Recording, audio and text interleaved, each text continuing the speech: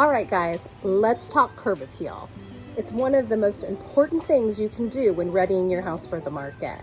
You want your house to really shine, and that first impression is super important. The first thing you're going to want to do is take stock of your current situation. So walk around the front of your property and kind of get a feel for some things that might need to be done.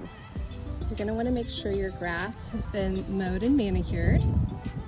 Take a look at your flower beds in the front and make sure that any weeds are pulled, shrubs are trimmed back, and just in general, it looks clean and fresh and inviting.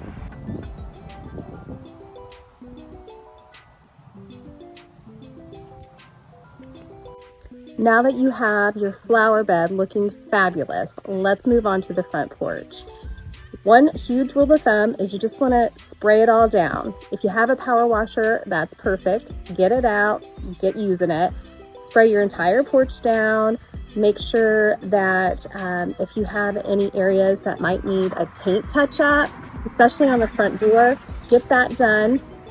It's one less thing that a potential buyer has to worry about, and it really sets the stage for them entering into your house and loving what they see. As you can see, I've made my porch super inviting. It's been sprayed down. We've got a cute little day bed here. I've added some nice pillows. You want to make sure everything's freshly laundered and looks perfect.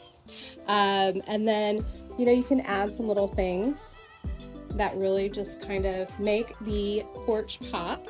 Again, some easy to care for ferns, that freshened up entryway. Yeah, this is a great way to make a first impression. And that's it. See how easy that was?